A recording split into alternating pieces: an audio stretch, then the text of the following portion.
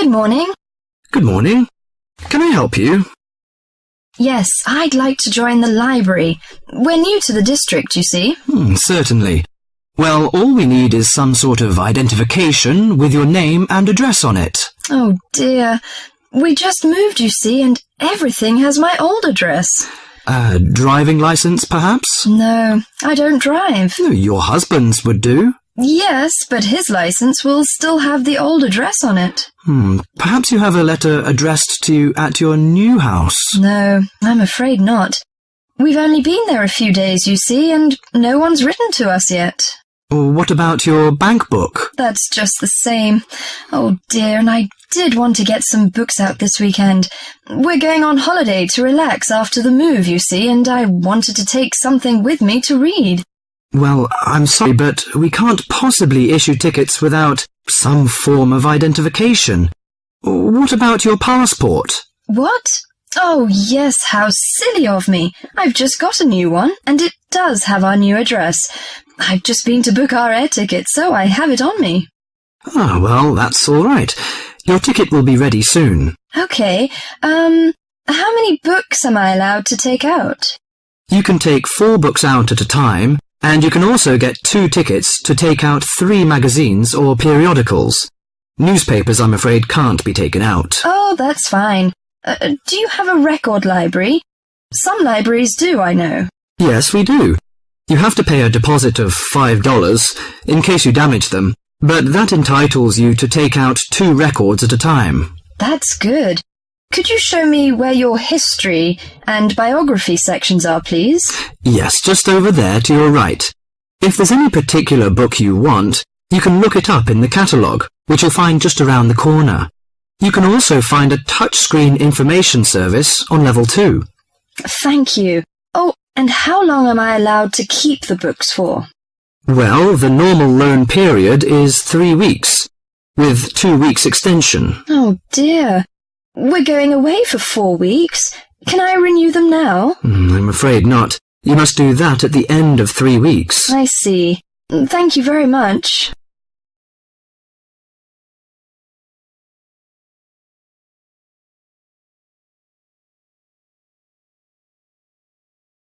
Before the talk continues, you have some time to look at questions 7 to 10.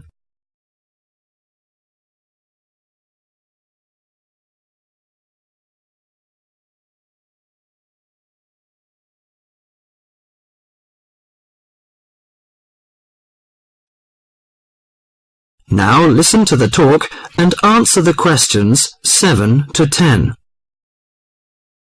Well, let's go into some details. Your name, please, madam? My name is Barbara. The surname is Cooper. It's spelt as Cooper. Fine, and what's your contact number? If we have new books coming, we can contact you in time. Good. You can call me on 723-6518, but it's better after 5 p.m. You know I have to work during the daytime. Do you need the office number? I don't think so. It's enough. Could you tell me the address? I lived in King Road, but of course you need my new address. It's 25 St. Mary Road, Hanwell. That's Hanwell. Is that right? Yes. Do you need the passport number? I just brought it with me. Here you are. Yes, thank you. The number of your passport is G5798-0942. OK, and your ticket is ready. The number is M930123. Thank you. Could I take a look around and check out some books? Of course, as you like. That is the end of section 1.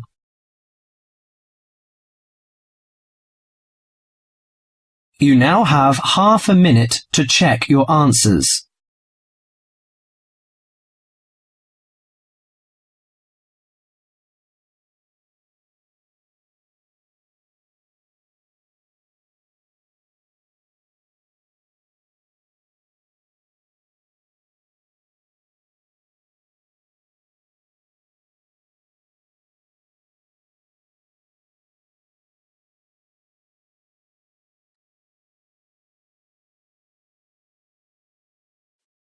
Section 2. In this section, you'll hear an introduction on cheese making. You have half a minute to read the questions 11 to 20 first.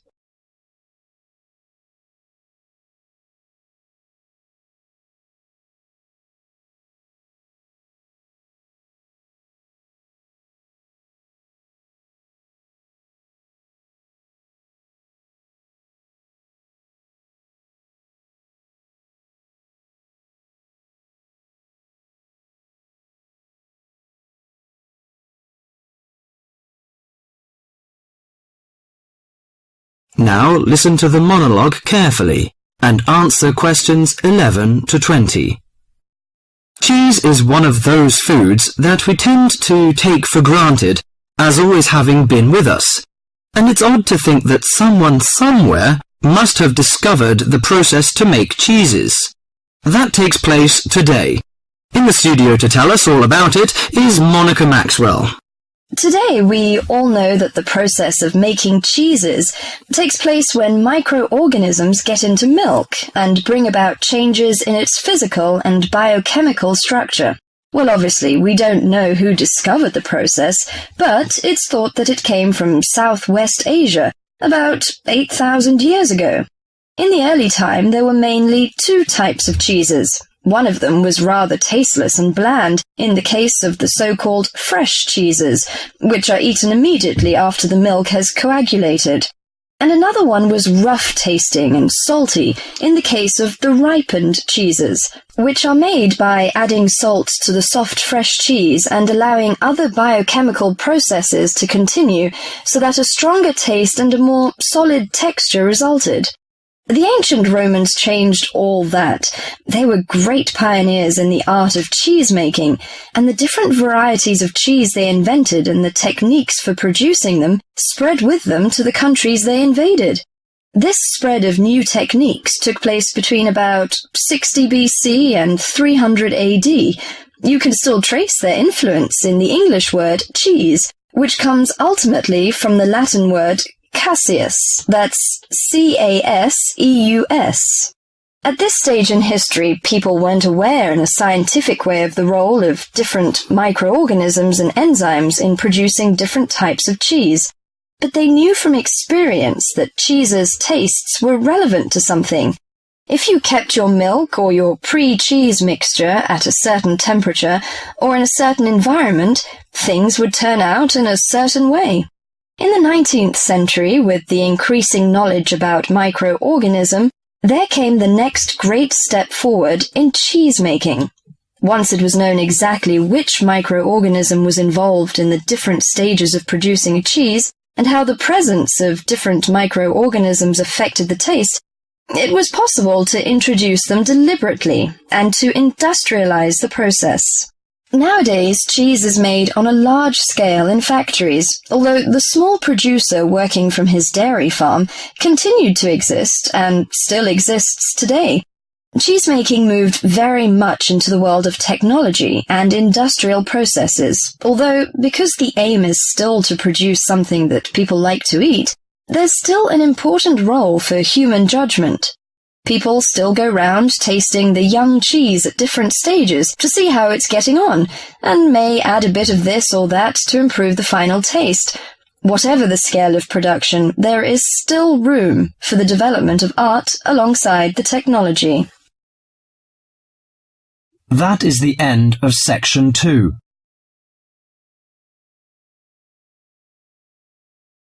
You now have half a minute to check your answers.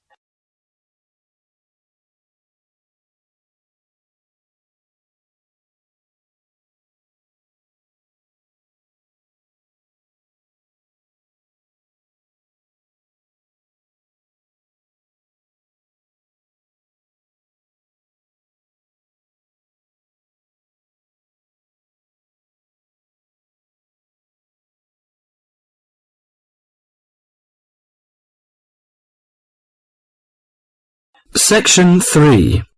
In this section, you will hear a conversation between John Watson and several environmental science students. Now you have half a minute to read the questions 21 to 30.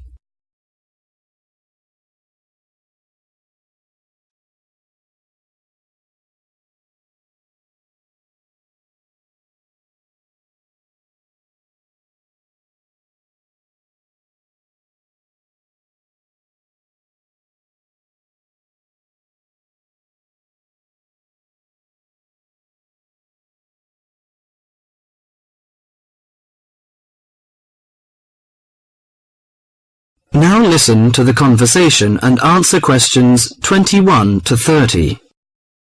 Good morning, everyone. I'd like to introduce our guest to you, John Watson. We're delighted to have John with us today to share his views on conservation. As environmental science students, I know you'll have a lot of questions. So, let's kick off by asking him to tell us how he got involved in the environmental movement.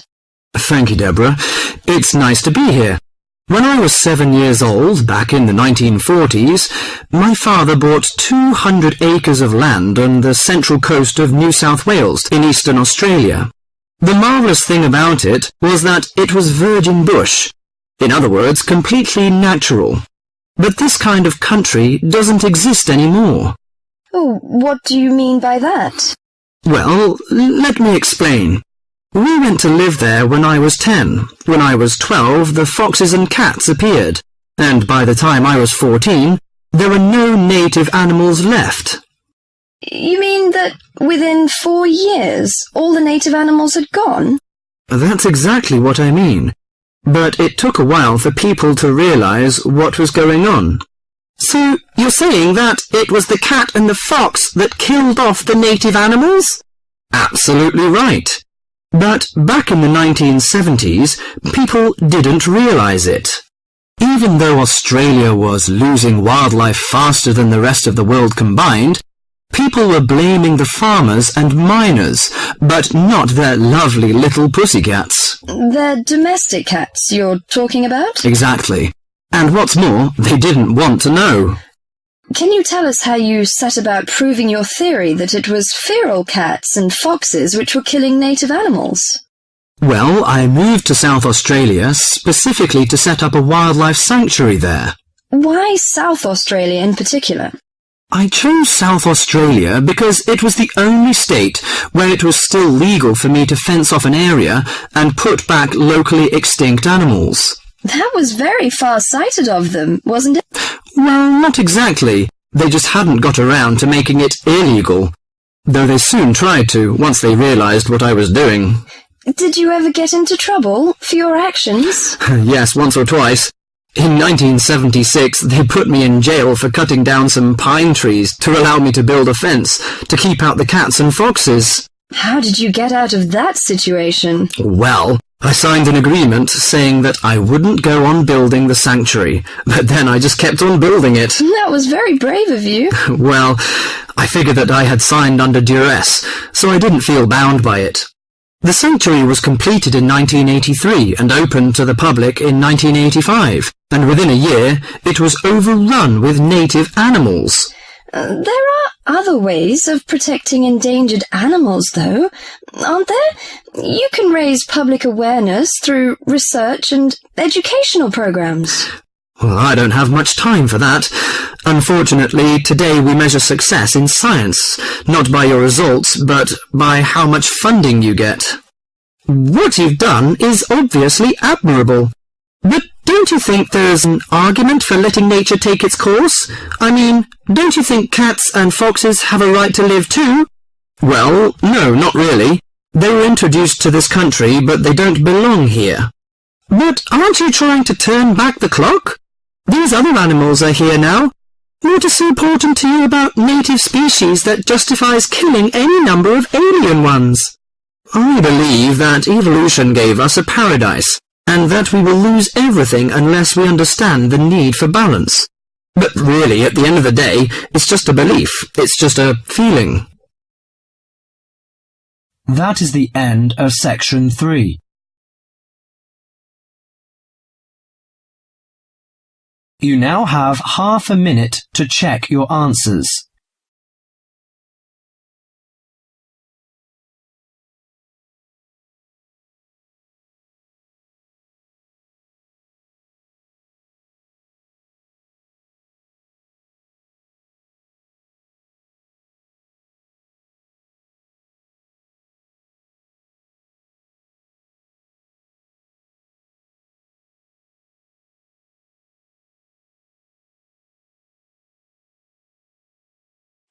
Section 4. In this section, you will hear a lecture on the research on teen brain.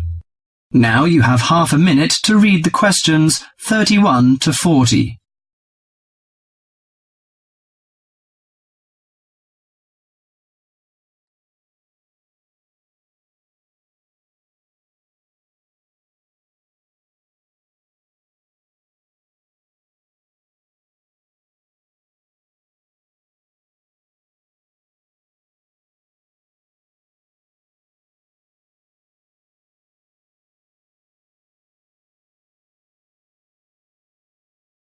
Now listen to the lecture and answer questions 31 to 40.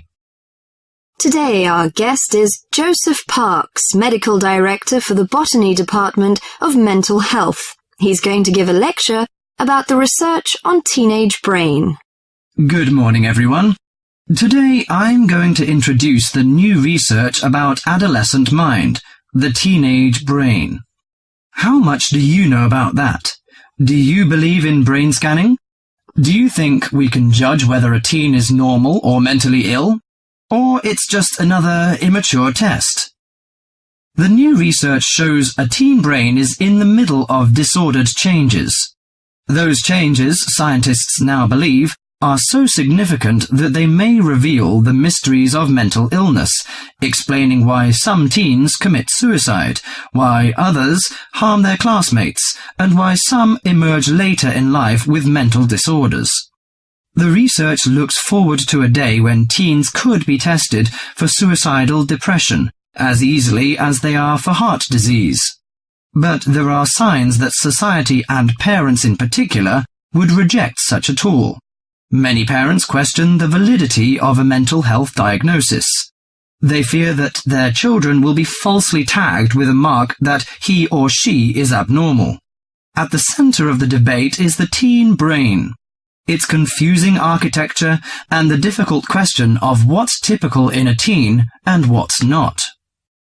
Under the old thinking, the adolescent brain was fully formed, needing only to be filled with facts, figures, and experiences to become an adult mind. At the same time, many people rejected the idea that young people were even capable of developing mental illnesses. However, the new research shows a teenage brain is an organ in transition. It has an unstable and vulnerable composition. The evolving teenage brain clearly isn't adult-like until the early 20s.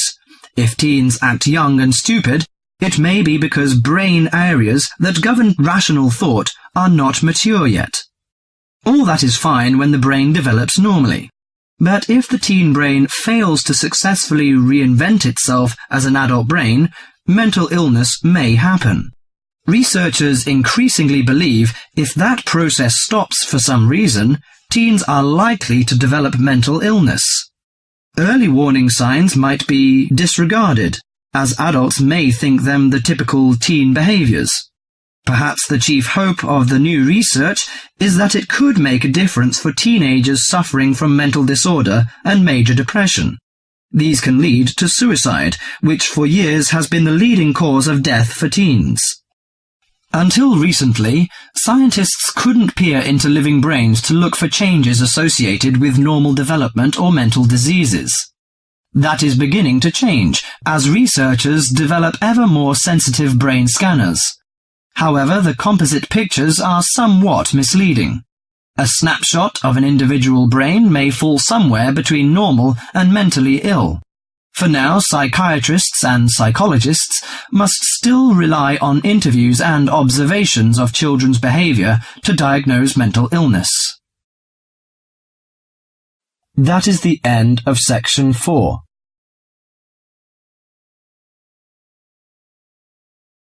You now have half a minute to check your answers.